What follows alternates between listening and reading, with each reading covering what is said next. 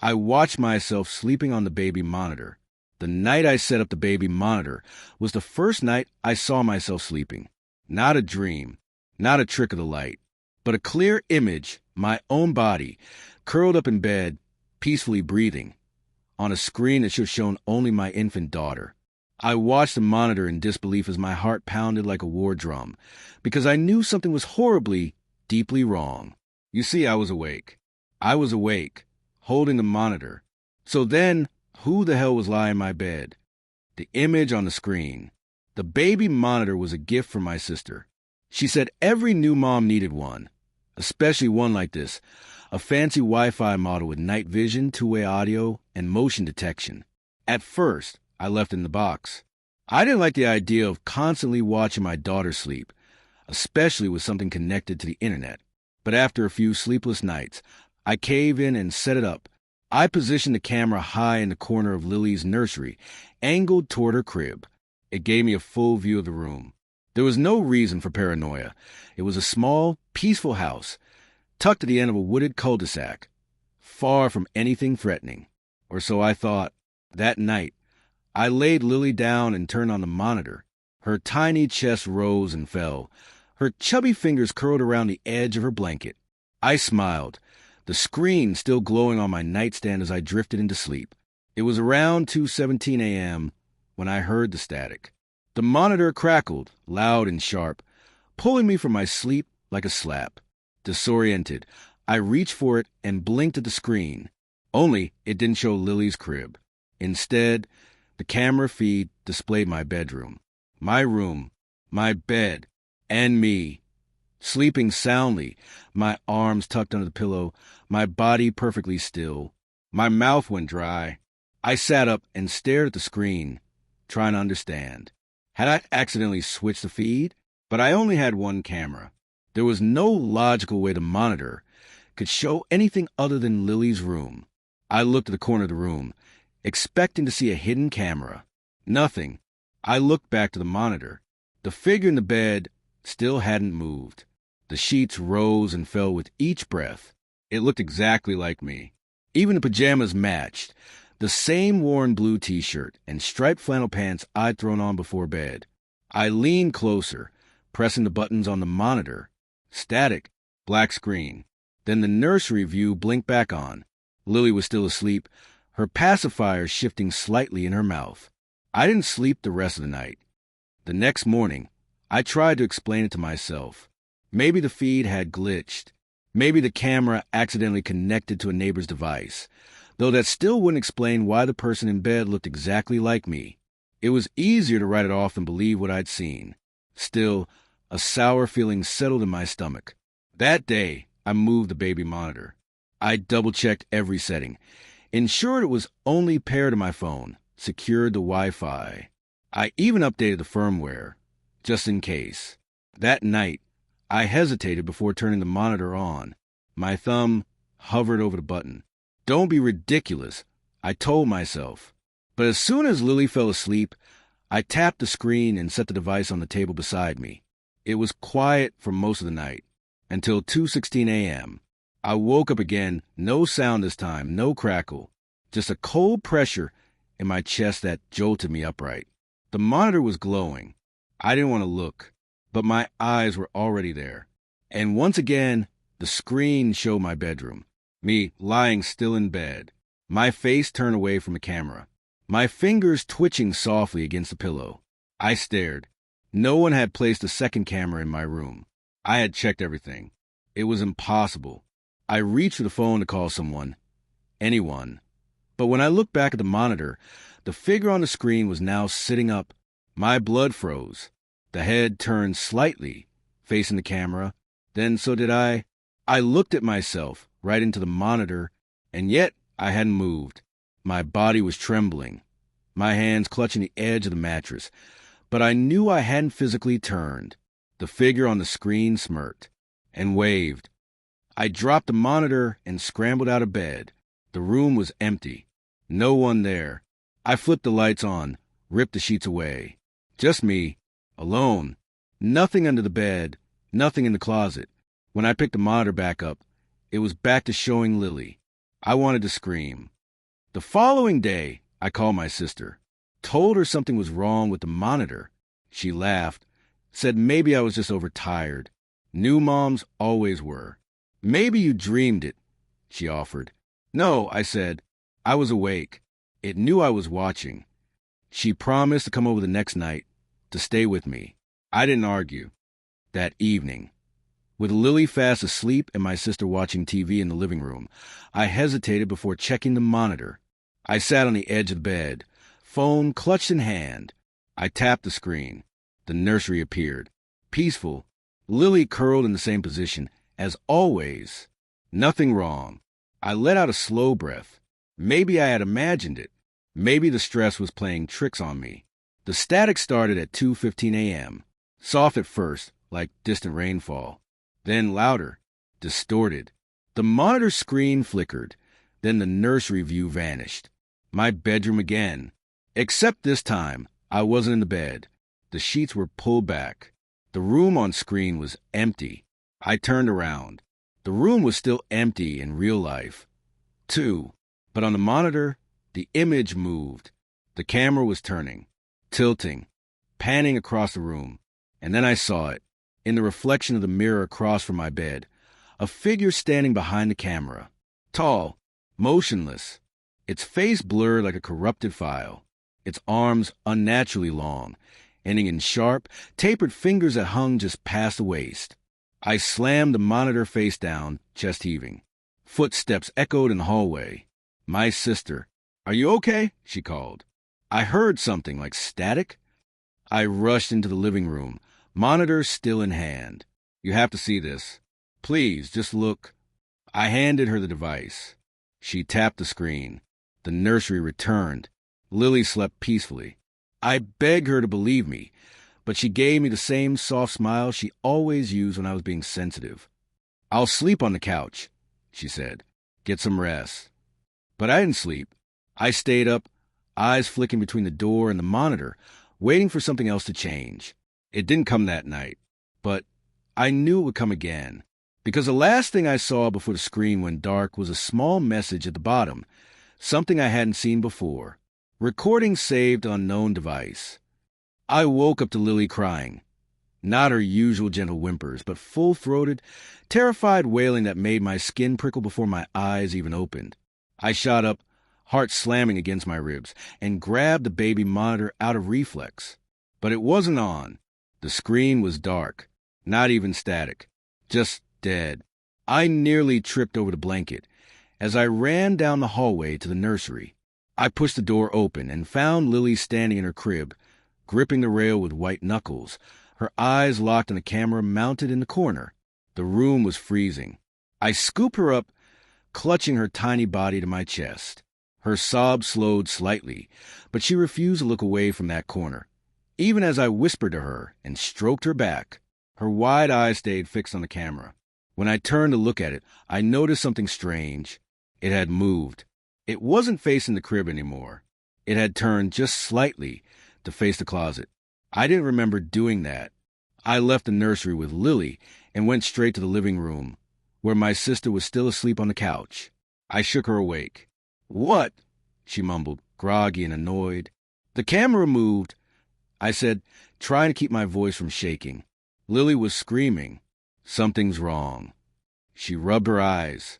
"Maybe it's motion activated?" "It doesn't rotate. It's fixed," I said to myself. She didn't argue, just sat up and reached for her phone. "Look, let's check the app, see if there's a recording or something." I hesitated. "What?" she asked. I finally said it. "It's not connected to my phone anymore." She blinked. "What do you mean?" I checked last night after the message. "Recording saved to unknown device. It's not paired with my phone." I tried re-adding it. It said the camera was already in use. She stared at me, the color draining slightly from her face. "I thought you were just stressed," she said. "But, okay, that's not normal." Together, we went back to the nursery. I pointed to the camera. "Let's just unplug it," she said, and reached for the cord. I watched her face twist as she touched it.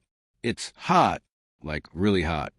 She yanked the plug from the wall, and the lens retracted slowly into itself, almost like it was watching us. We took Lily into my room and didn't sleep the rest of the night. That morning, I called the company that made the monitor. They asked for my serial number. I read it aloud. The line went quiet. "Ma'am, are you sure you read that correctly?" the rep asked. I repeated it. He was silent again, then cleared his throat. "That model hasn't been produced in 5 years. It was discontinued due to firmware irregularities." "What kind of irregularities?" "I'm not authorized to discuss that. I suggest discontinuing use and disposing of the device safely." "That's not good enough." I snapped. "You sold me something haunted." He stuttered. "We don't deal with supernatural." "I didn't say it was supernatural," I said. Another pause. "We've had reports," he said quietly, "but never confirmed, never traced. Please unplug the device and do not attempt to use it again." He hung up. I stood in the kitchen for a long time after that, just holding the phone, feeling the reality of what I'd gotten myself into start to suffocate me. Later that afternoon, I packed the monitor in a box and put it in the garage. I locked the door behind me. That night, I left my door open and kept Lily in the bed beside me. My sister stayed up watching movies in the living room. I couldn't sleep. Every time I closed my eyes, I imagined the lens of that camera blinking awake, slowly turn the skin in nursery or the hallway or my face. But the night passed quietly until 3:12 a.m. That's when I heard a sound I'll never forget. The unmistakable click of a device powering on. And then footsteps. Not heavy, not even deliberate. Just soft, curious, exploratory. I sat up, pulse pounding in my ears. Lily stirred beside me, but didn't wake. I held my breath and waited. The sound came again. Click, then a soft mechanical whirring, just like the sound the monitor made when it moved. I slipped out of bed and grabbed my phone. No signal, no Wi-Fi, no app would open, no message would send. I crept into the hallway. Every floorboard a betrayal under my bare feet. The air was colder here, thick like breathing through gauze. The garage door stood open. I hadn't left it that way. I stepped inside. The box I'd sealed shut was torn open. The baby monitor sat on top, screen glowing softly, aimed at the garage wall. The lens slowly rotated as I watched, clicking faintly with each unnatural movement. And then the screen lit up. My bedroom. Me. Sleeping. Lily curled in my arms. I turned, eyes wide. The monitor showed me standing in the garage now. It was watching me and also watching me sleep. I stumbled back, dropping the monitor. The screen cracked on impact, but the image still played. 2 versions of me. One waking, one asleep. Something flickered in the corner of the garage feed. A tall, thin shadow, hovering just outside the light. It didn't move. It didn't breathe. It watched, and then it turned slowly, walking toward the door that led back into the house. Back toward the me that was asleep. I ran. I don't remember how I got back into the bedroom, only that when I burst through the door, my bed was empty.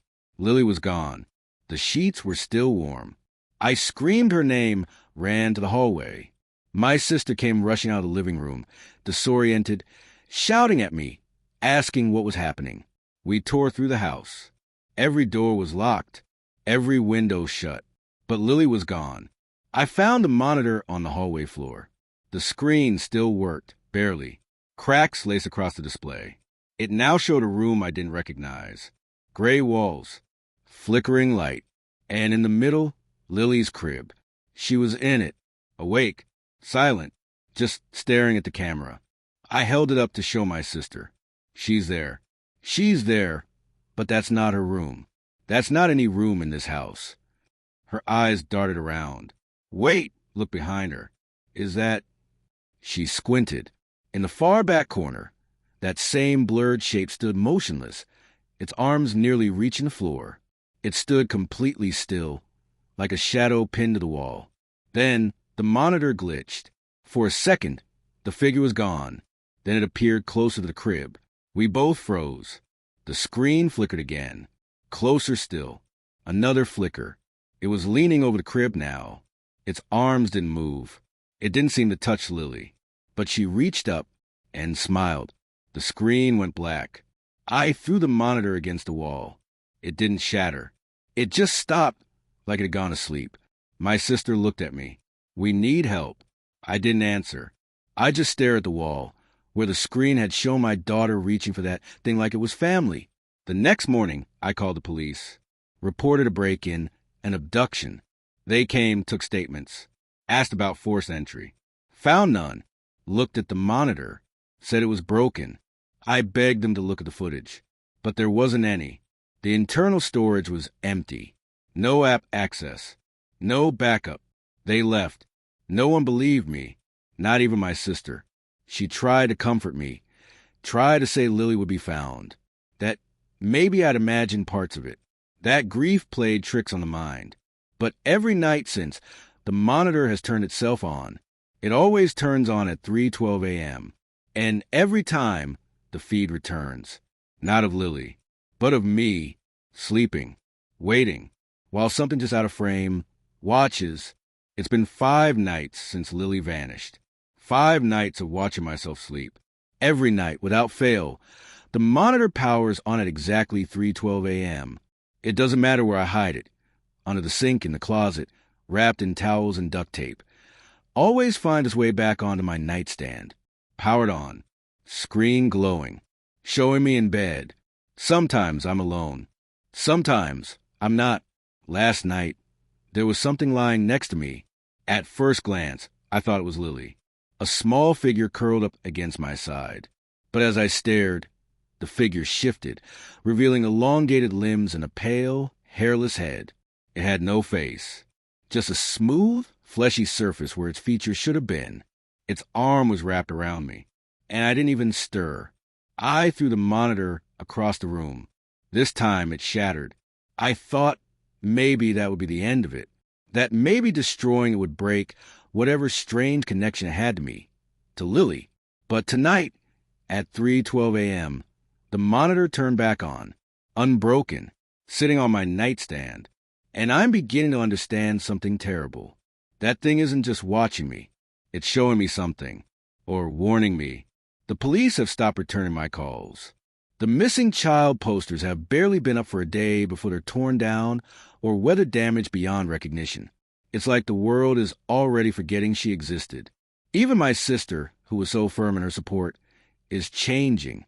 She doesn't say out loud, but I can see it in her eyes.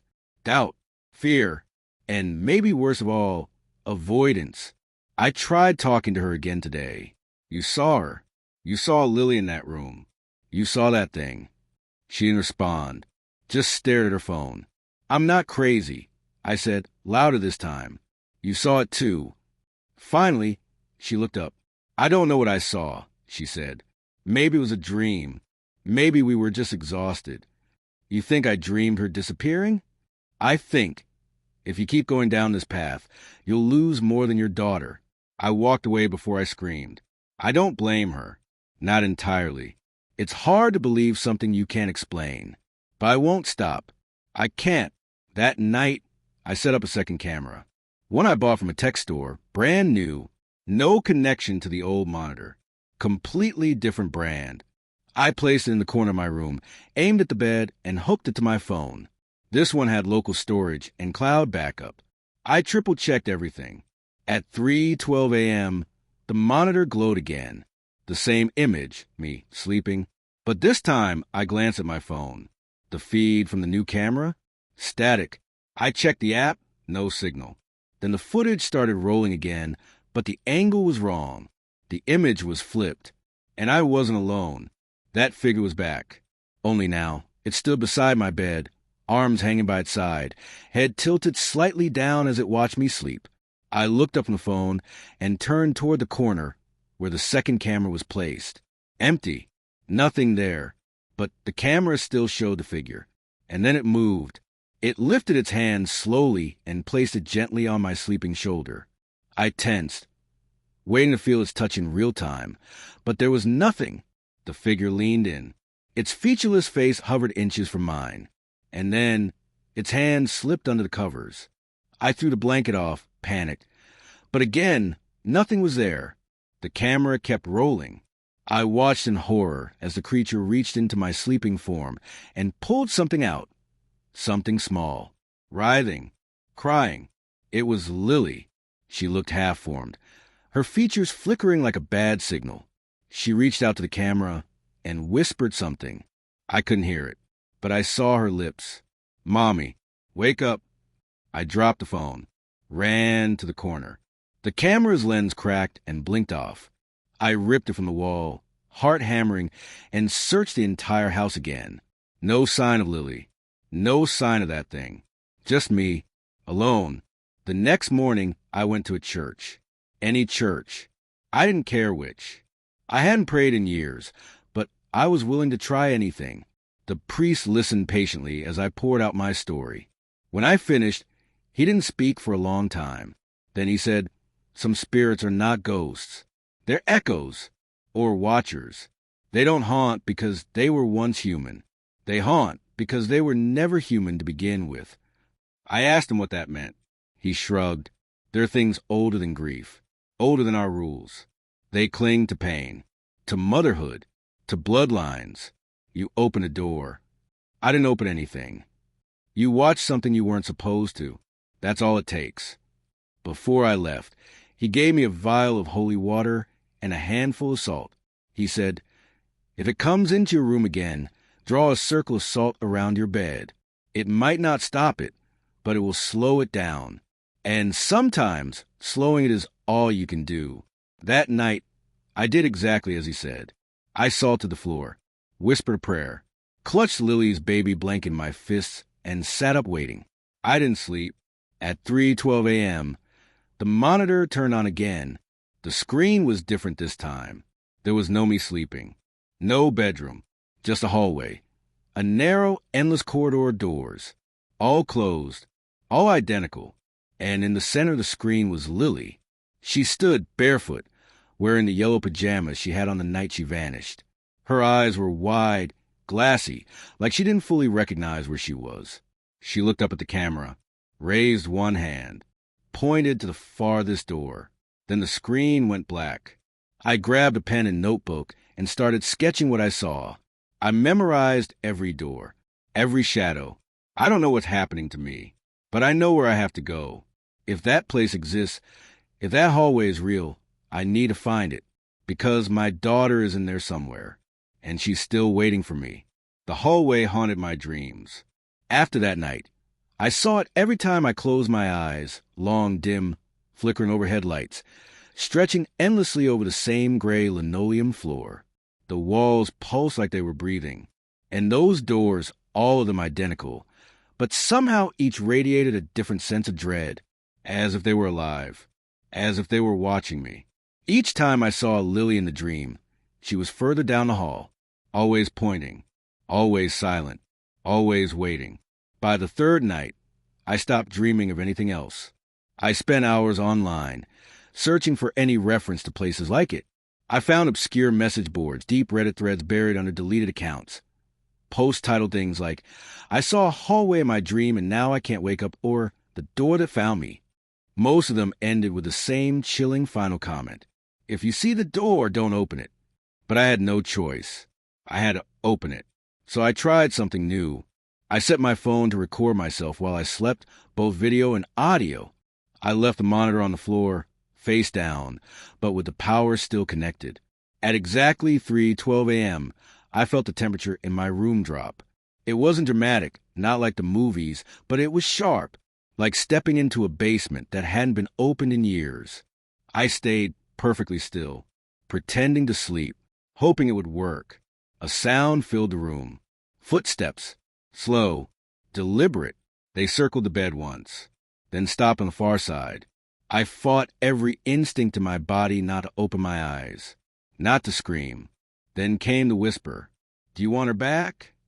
It was a voice I'd never heard before, wet crackling, as if spoken through a broken speaker underwater. And yet, underneath the static, I could hear Lily's voice echoing through it, like she was inside it. I nodded just barely. The thing sighed. "Then come." I opened my eyes. There was nothing there. No monitor. No figure. Just my room, silent. But the wall opposite my bed, once solid, now had a door. Wooden. Old. No handle. Just a keyhole in the center shaped like an eye. I blinked, and it was gone. But when I checked my phone the next morning, the video feed had captured everything. The whisper. The voice. Even a moment the wall rippled like water, and the door emerged. The file corrupted after that. Just static and screaming. But it was enough. I had proof. And now I had a plan. I called up my sister again, begged her to come over. She refused at first. Then I sent her the video. 10 minutes later, she was pounding at my front door. "This is insane," she whispered as I played it back again for her. "How is this even possible?" "I don't know," I said, "but I think I'm supposed to go through that door." "Into what? A hallucination? A place where she is." She didn't respond right away.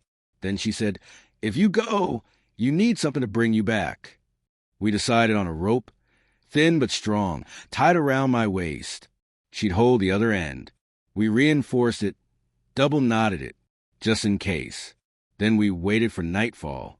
At 3 a.m., we sat in silence. At 3:11, I felt it again, the air growing heavy, thick, like the pressure just before a storm. And then 3:12, the monitor buzzed on. But this time, the screen showed the door. Not me sleeping. Not Lily. Just the door, pulsing slightly like a heartbeat. I stood, hand shaking, rope around my waist. I turned to the wall. It was solid, for now, but slowly. The grain of the wood began to form in the plaster. The wallpaper peeled back like skin. And then the door was there. The keyhole glowed. A voice whispered from it, too soft to understand. I stepped forward. My sister gripped the rope tighter. "Are you sure?" I nodded, and I stepped through. Everything shifted. The hallway was exactly as I'd seen it in the dream. Gray, endless, buzzing lights above. A strange, damp wind beneath my feet. I looked back. There was no wall, no door behind me. Just blackness. I called out, "Lily?" Nothing. Then I felt a tug on the rope. I looked down. Still intact. I began walking. Each door hummed as I passed it. The first one was marked with a number, 0. The second, -1. The third, -2. The hallway was counting backward. At -7, the hum changed. It became familiar. A melody. A lullaby I used to hum to Lily when she couldn't sleep. I stopped. My hand trembled as I reached for the knob. Unlike the other doors, this one had a knob. I twisted it. It opened. Inside was Lily's nursery, but twisted, stretched. The crib was floating, spinning slowly in the air. Her toys were scattered across the ceiling like stars. And in the middle of the room stood the figure, faceless, pale, cradling Lily in its arms. She didn't cry. She didn't even seem scared. She looked calm until she saw me. Then she reached for me and began to scream, "Mommy!" The thing turned its head slowly, like it hadn't noticed me before. Then it spoke. She was watching. She saw too much. "Now she is ours." I stepped forward. "She's my daughter. Give her back." "You gave her to us." "What are you talking about?" The figure didn't answer. It simply extended Lily toward me, its long arms stretching like shadows. She was shaking, crying. "Come to me, baby." I whispered, stepping closer. The rope pulled tight. I glanced down. It was fraying, from the inside out, like something was chewing through it from the other end. I grabbed Lily, ripped her from its grasp. The figure screamed. Not a sound, but a feeling, like every nerve in my body igniting with electricity. I ran, through the door, back into the hallway, sprinting toward the void behind me. The numbers began counting up. -6, -5, -4. The rope snapped. I screamed. My sister's voice echoed faintly. But the hallway was collapsing. The lights overhead shattered one by one. The walls groaned and buckled, and the doors began to open, one by one. From each, something emerged. Things with no faces. hands with too many fingers, eyes that blinked from the floor. I held Lily close. "I'm sorry," I whispered. "I'm so sorry." Then the hallway exploded in white. When I opened my eyes, I was on the floor of my room. My sister was sobbing, holding the broken rope. Lily was in my arms, breathing, alive, but her eyes, they weren't the same. Lily didn't speak for 3 days. Not a word, not a sound. She just stared blankly, unblinking, at the baby monitor that now sat unplugged and covered beneath a thick towel in the corner of the room. No matter where I moved it, she'd find it again with her eyes, and she would just stare. At night, I woke to the sound of her humming, the same lullaby I used to sing to her, except now it was off, too slow, the notes wrong, like she was remembering it from a dream. On the 4th day, I took her to the doctor. Blood tests, cognitive response, neurological scans. Everything came back normal, but she wasn't normal. That night, I went to brush her hair and found it full of dust, gray, chalky flakes clinging to her scalp like ash. The smell made my stomach turn. Old wood, damp walls, hallway air. I sat her down, brushed it all out. "Lily," I whispered, "are you okay?" She blinked slowly. Then, with an eerie calm, she said her first words since I brought her back. "They're still watching." I didn't sleep after that. I kept every light on.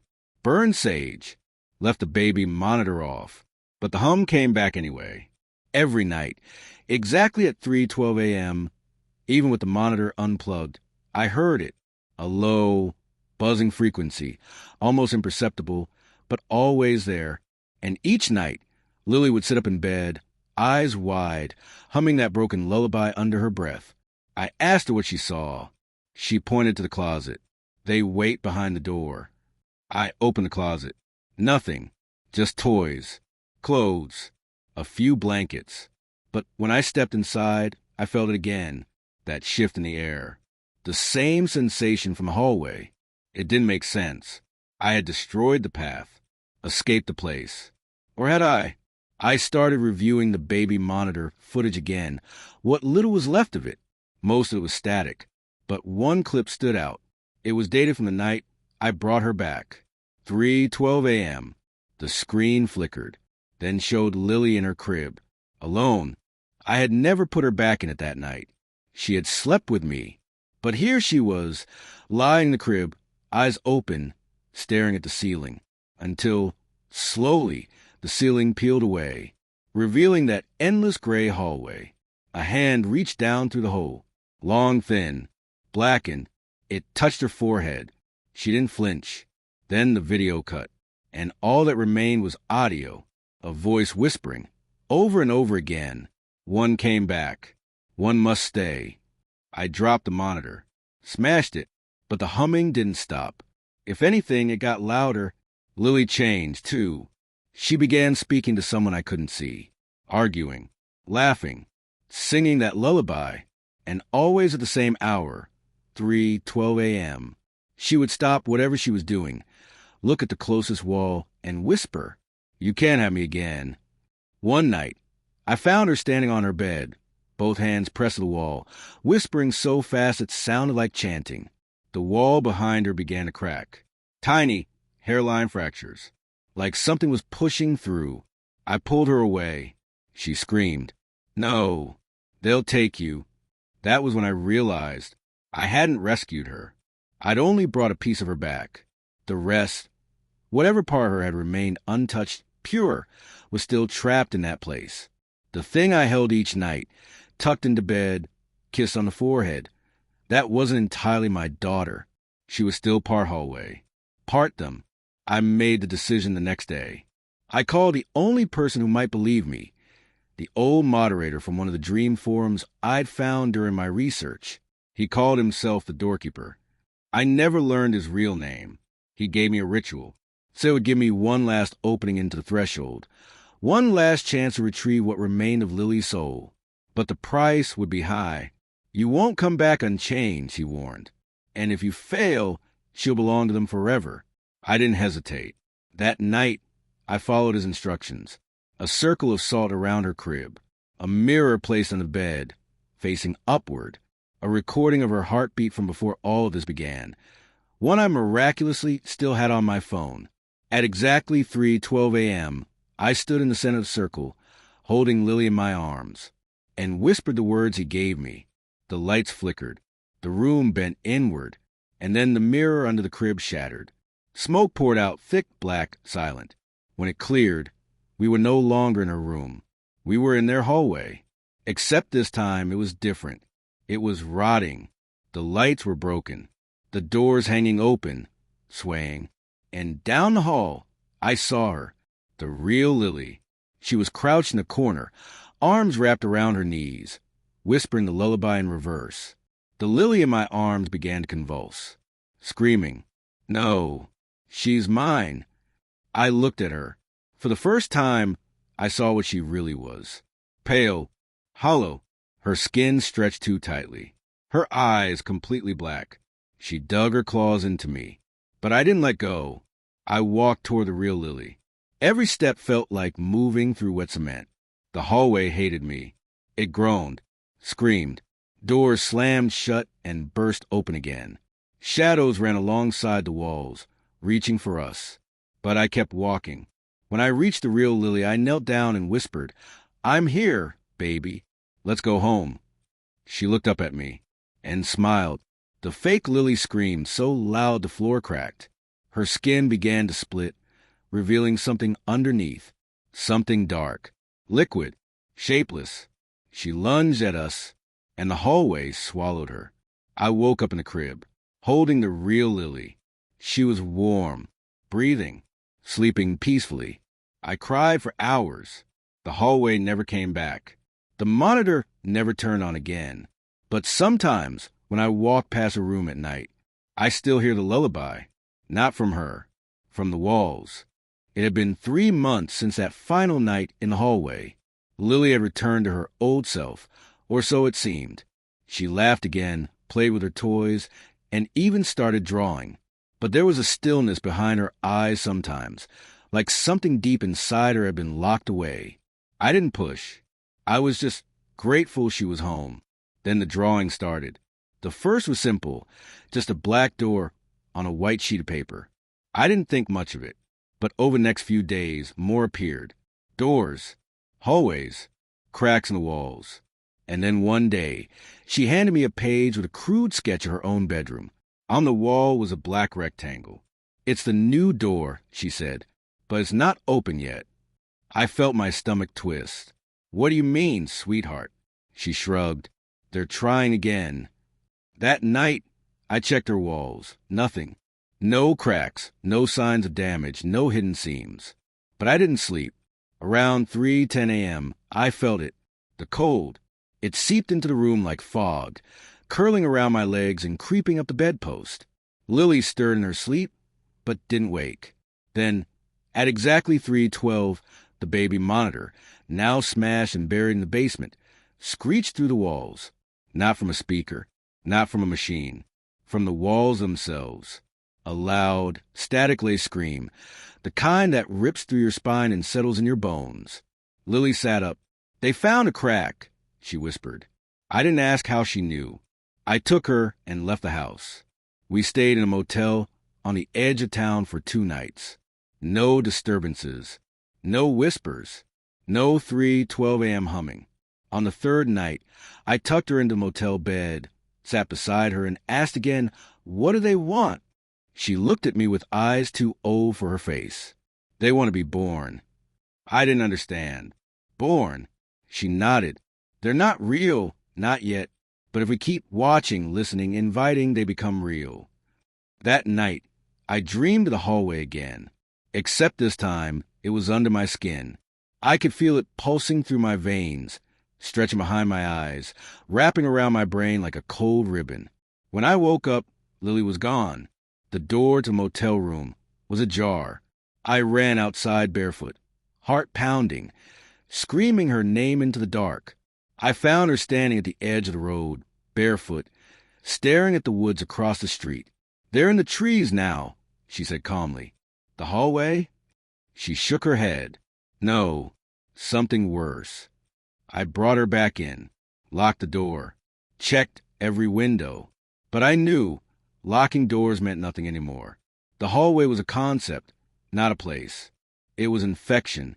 It traveled through thoughts, through fear, through attention, and I had been feeding it since the moment I looked at that damn monitor. Back home, I found more drawings under Lily's bed, but these were different. They weren't hers. The style was rougher, darker, as if done in charcoal or burned into the page, and they depicted me, sleeping, crying, walking into the hallway, and in each one, a figure stood in the corner, tall, faceless, limbs too long, hands always reaching for my back. In the last drawing, I was gone. Only the figure remained. That night, I went to the basement. To the monitor. I had to know. I had to see if it was still there. I pulled the pieces from the box. I buried it in. Wires torn, screen shattered, but I plugged it in anyway. It lit up perfectly. No static. No distortion. Just a black room. Not Lily's. Not mine. Just a room. Empty. I watched, breath held, as the door in the frame slowly creaked open, and something walked past the camera. Tall, human-shaped, but wrong. It paused, turned slowly, as if it could feel me watching. Then it smiled, a mouth open across its face where no mouth should be, and it whispered, "You're ready." I unplugged it, smashed it again, but the voice remained in my head. "You're ready." I didn't sleep. At 3:12 a.m., I stood outside Lily's door. She was awake, sitting up, eyes locked on the far wall. There, etched in the paint, was a faint outline of a rectangle. A door. It pulsed slightly like a heartbeat. "Don't go in," Lily whispered. I backed away, heart thundering. But then she added, "They'll come out soon anyway." The hallway didn't want to take any more. It wanted to arrive. The next morning, there were reports all over town of strange dreams. Kids talking in their sleep. Static pouring from televisions that weren't plugged in. And one woman who claimed her baby monitor showed her daughter walking down a gray hallway, despite her daughter having died 2 years ago. It was spreading. Through signal. Through thought. Through story. And I had told the story. Now I'm writing this not as a warning, but as a confession. The hallway needed a witness. It needed someone to tell, to make it real. That's what the monitor was. That's what the drawings were. That's what I am. I've been the vessel all along. Not Lily. Me. So if you're hearing this, if you're listening, watching, reading, it's too late. The door is already open behind you. Turn around if you want. But know this, the hallway never ends. And now, you're in it too. The whispers started at 3:12 a.m., not from outside the room, not even from the hallway. They came from inside my own head. At first, it was soft, barely distinguishable from my own thoughts. But then it grew louder, more urgent, overlapping voices like a crowd speaking in sync, echoing the same word again and again. Come. I sat upright in bed, drenched in sweat. The house was silent, except for the quiet creak of wood as the structure settled around me. I looked at the clock, 3:12 on the dot. I didn't check Lily's room. I couldn't.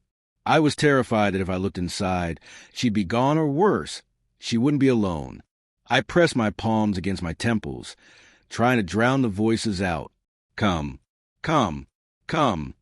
I stumbled downstairs, breathing hard, trying to think of anything else.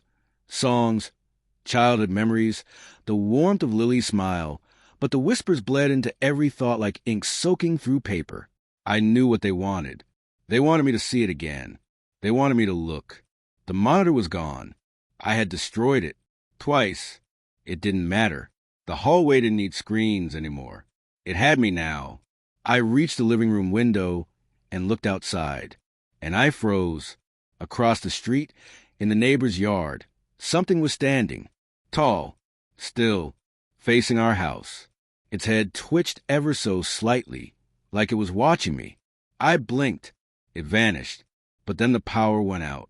The whole house was submerged in darkness. No hum from the fridge. No buzz from the thermostat.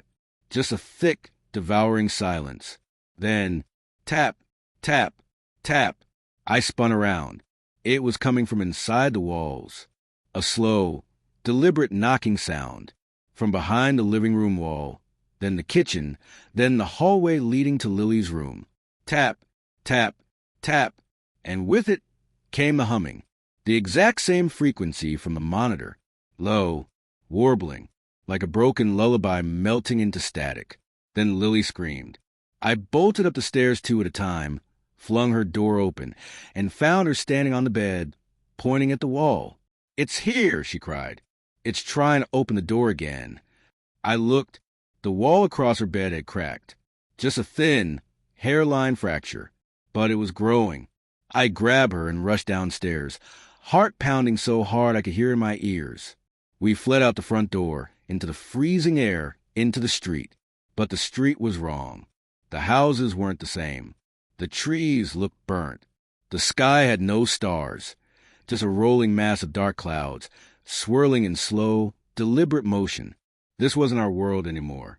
I turned back toward the house and saw it. The crack in Lily's bedroom wall had spread through the house, splitting it nearly in 2.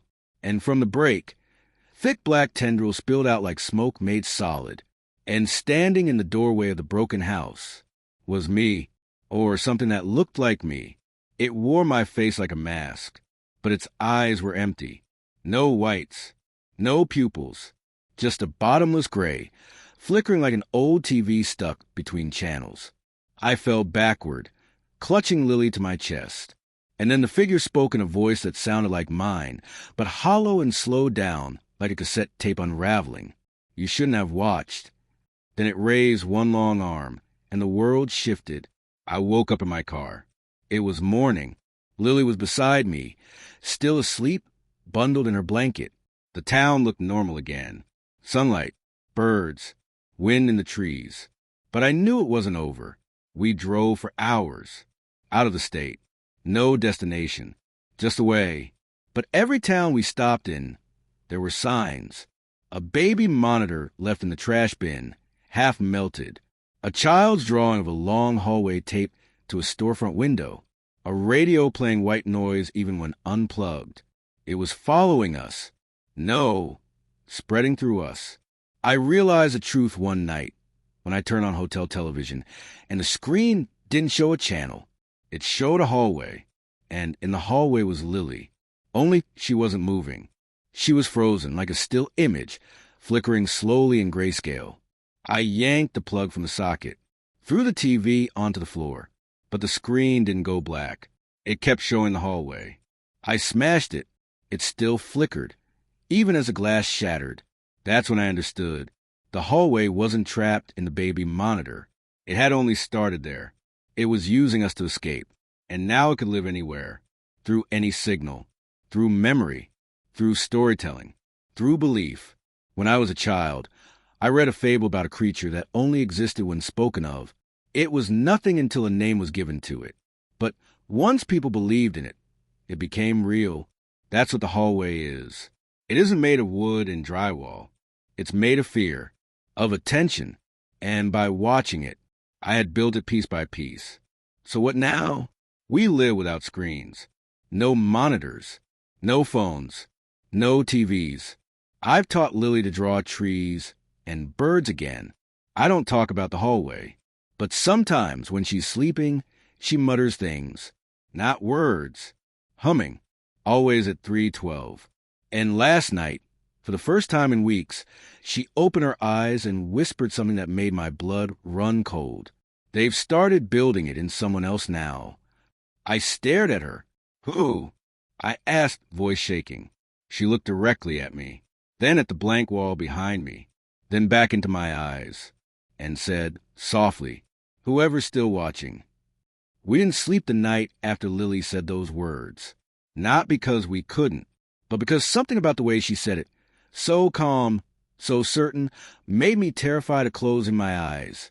As if, by doing so, I'd wake up inside that hallway again, frozen in time like she was on a television screen.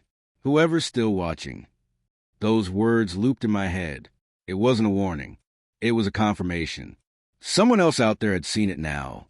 Maybe even someone like me. Someone curious. Someone desperate to understand. Someone who stared too long, listened too closely, and heard that distant metallic humming just beneath the static. I tried to speak to Lily again the next morning, to ask her what she meant, but she returned to drawing. Page after page, filled with crayon renderings of doors and long walls. Not windows, not people, just doors. And at the end of each hallway, a tiny figure, faceless and pale, always staring at the person behind the picture. One image chilled me more than all the others. It was a drawing of me, sleeping on my side in bed. And from the corner of the room, a baby monitor sat on a nightstand. On its small screen, drawn in scribbled red crayon, I was awake, eyes wide, mouth screaming, hands clawing at nothing. And behind that version of me was the hallway, the exact same one. I flipped through the other drawings. All the same, versions of me sleeping, being watched, screaming silently. All of them had one thing in common: the monitor, always the monitor. I knew what I had to do. I called the only person who might believe me. My sister, Mara. She'd been a nurse before she started a family, but she'd always believed in strange things. Spirits, frequencies. She called herself sensitive to the in-between. When she answered, I didn't even greet her. I just said, "Have you seen anything strange on your baby monitor lately?" There was a long pause, then a quiet voice. "Why are you asking?" My blood froze. "Mara, please tell me you haven't." She interrupted. "Last night I watched Jacob sleep. He's been sick lately. And I swear, I saw someone else in the crib with him. I felt sick. What did you do?" I unplugged it. I thought I was dreaming. But when I woke up this morning, the monitor was still on. It wasn't even plugged in. I nearly dropped the phone. "They're building it again." I whispered. "It's happening to you now." "I don't understand. What is it?" I didn't know how to explain without sounding insane. "It's a place, or something that pretends to be a place. It lives inside signals, screens, anything that watches. And once you look into it, it starts to grow, like a fungus, like a root system inside your mind." She didn't answer. "Mara," I asked, panicking. I think I saw Jacob inside it." My stomach turned. "You need to get out of the house. Take him and leave. Don't bring anything electronic, not even a flashlight." There was a pause, then a distant sound, like whispering. "No, I don't think I can," she whispered. "I think I'm already in it." I hung up and stared at the phone like it had burned me.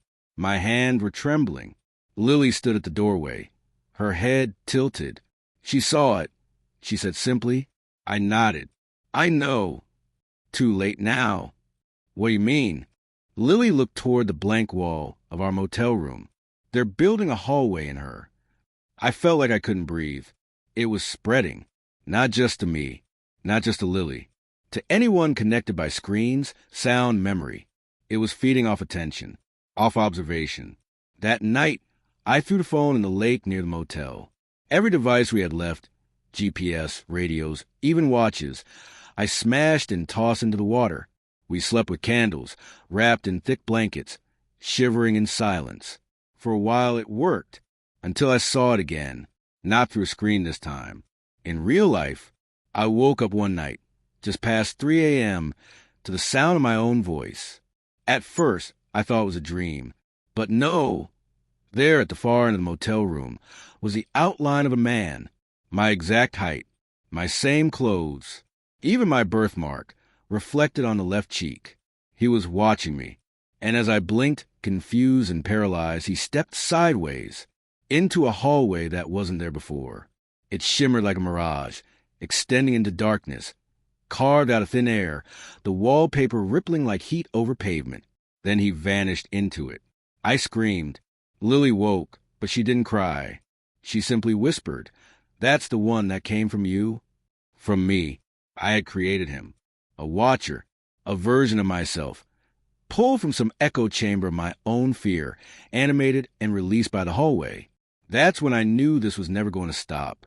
You don't escape the hallway. You carry it, like a parasite, a haunting stitch into the seams of your mind, invisible until someone else shines a light on it. And the worst part? I think that's what it wants. To be known, to be seen, to be believed. And now that you're reading this, now that you've imagined the hallway, you're helping build it too. We didn't leave the motel after that night. There was no point. The world outside felt thinner now, like walking through a dream on the edge of unraveling. Shadows bent the wrong way. Birds stopped chirping. The wind, when it came, sounded like it whispered names. And in every reflective surface, windows, doorknobs, puddles, I caught glimpses of that same flickering hallway. Stretching, waiting. It was inside everything now. Lily had stopped speaking again. She only pointed. Drew. Her pages were filling up with new shapes. Strange symbols. Spirals inside doorframes. Tiny stick figures dangling from strings. And always the hallway. She'd draw it different every time, but the feeling was the same. You could feel the silence in it. The kind of quiet that screamed louder than anything else. I didn't sleep. Not properly. Every time I closed my eyes, I felt myself falling. Not down. Through space that shouldn't exist. Into a version of our motel room that was longer, narrower, darker, where time was slow and something was breathing behind the walls. One night, I must have drifted off for a second, because I woke up standing, at the foot of Lily's bed, holding the baby monitor. But here's the thing. I had smashed the baby monitor, crushed it, and thrown it into the motel dumpster. Yet there it was, cold in my hands, humming softly. Its screen was on, and it showed me sleeping. My actual body still in bed, eyes closed, arms limp. But the version of me on the monitor wasn't alone. In the tiny black and white feed, the door slowly opened, and something stepped inside. Its legs were wrong. Too many joints. Elbows bending backwards. Its face was like melted wax, and it moved with the twitchy, jerky rhythm of a broken puppet. It stood behind the bed, watching me, watching the fake me, and then it turned and looked through the monitor, straight at the version of me holding the monitor. Me. I threw the device across the room. It shattered against the wall, smoke hissing from its cracks. But when I looked at my hands, there it was again, perfectly intact, back in my palms, still humming. I screamed, slammed it onto the floor, and stomped on it until my heels ached. The screen flickered, glitched, then showed something new. Not me, not Lily. A room full of baby monitors, all blinking, all active, and in each screen, a different person. Dozens, maybe hundreds, some asleep, some awake, some screaming, and in every monitor, that hallway, that same hallway. It was watching all of them, recording, feeding. I backed away, terrified, and ran into the bathroom, locking the door. My reflection didn't match me. I was frozen, mouth open, eyes wide, but I wasn't moving. And then I watched myself raise a hand, independently of me, not a mirror, a screen. The hallway was behind him, behind me. I smashed the mirror with my elbow. Blood ran down my arm, but I didn't care. I stumbled out to find Lily sitting cross-legged on the floor. The entire room was covered in paper now. Dozens of drawings she'd taped to the walls, the floor, the ceiling. The same image repeated over and over. A baby monitor. A hallway. A door halfway open. A word scrawled beneath it all in shaky, looping letters. Exit. I dropped to my knees, trembling. Lily, what does it mean? She looked up, eyes wide. You have to go in. My mouth went dry. No, we can't. It's a trap. It wants us there. She nodded. Yes. That's why it left the door open. I shook my head. We're not doing this. We're going to find help. We'll leave everything behind. We'll walk into the forest, live off the land. No power. No tech. No. She interrupted softly. It's already in the trees. And then I heard it. The monitor back on the floor.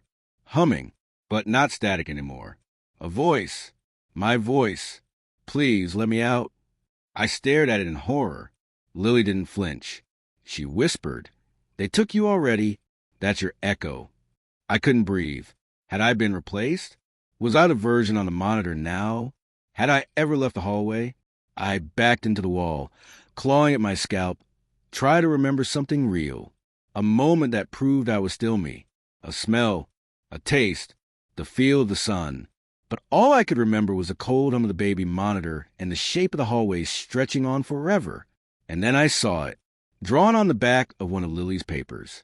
A door, slightly open, the hallway behind it, and something written beside it. There's only one way out. You have to finish the story. My hands shook as I read it again and again. Finish the story. I looked at Lily. Did you write this? She didn't answer. She was staring at the wall now. At nothing. No, not nothing. A shape forming. Slowly. A long vertical line. A second one beside it. A top beam connecting them.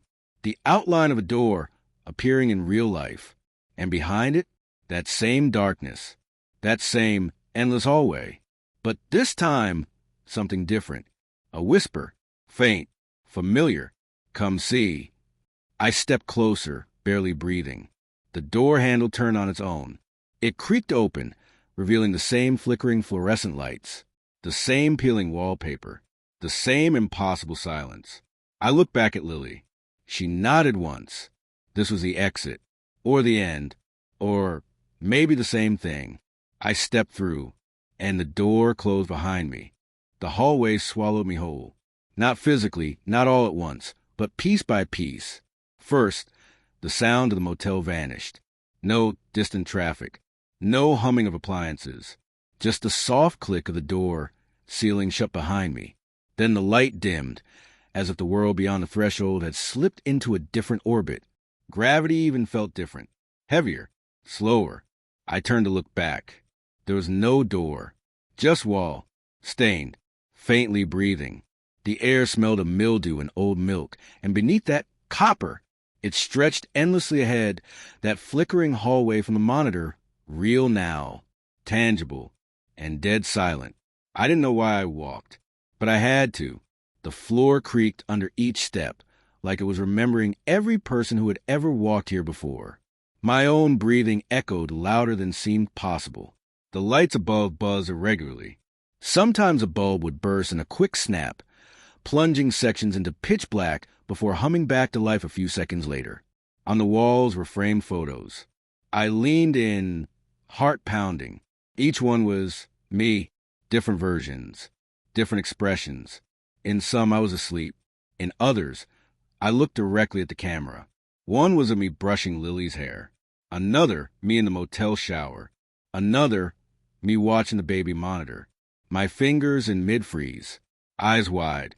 Someone had been recording my life. Not metaphorically, literally. I hurried on, passing more frames. Then the hallway forked.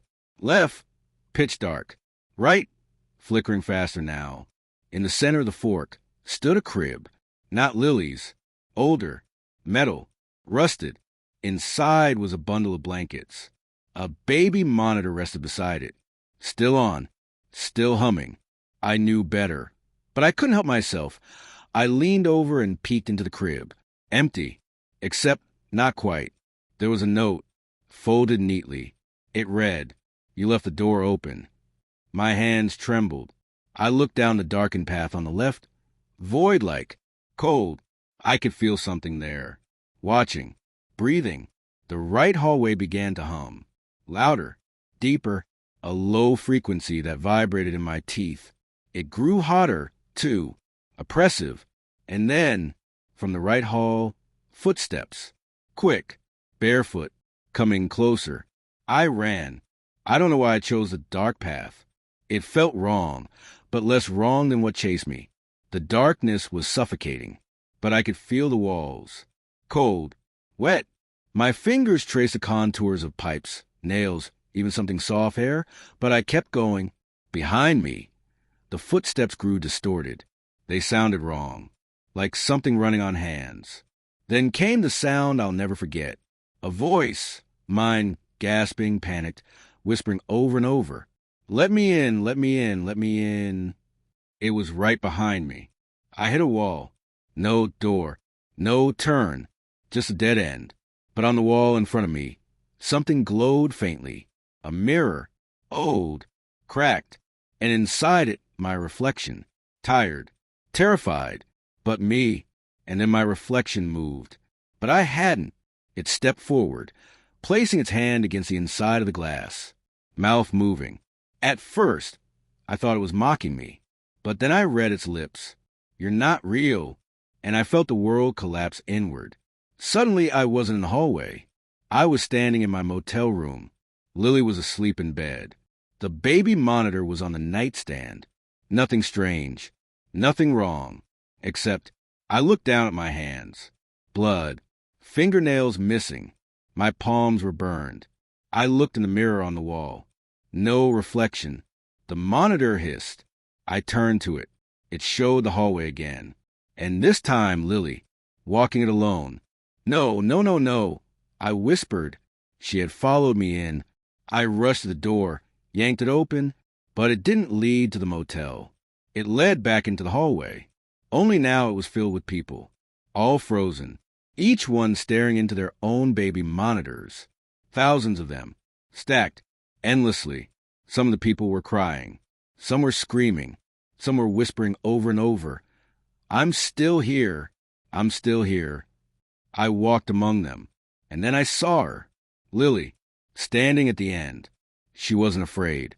She was holding a crumpled drawing. When she saw me, she smiled. I found the real door, she said. I tried to speak, but my voice didn't work. She pointed to a spot on the wall, a blank space. Nothing there, but she stepped into it, like it was a curtain of air. She vanished. I ran to follow, but the wall was solid. I pounded on it, screamed. Then I noticed something, a monitor beside the wall. Turned off. I pressed a button. It clicked on. Lily, safe, asleep, in the motel, alone, and next to her, me, also asleep. But I wasn't in the bed. I was here, in the hallway, watching, trapped. The monitor crackled. Thank you for watching. A voice said, you may now return to your regularly scheduled nightmare. And then the hallway lights went out. I think I'm still here, still walking, still watching. If you're reading this, if you've seen anything strange on your baby monitor, turn it off, smash it, burn it, before it watches you back, before you watch yourself, sleeping.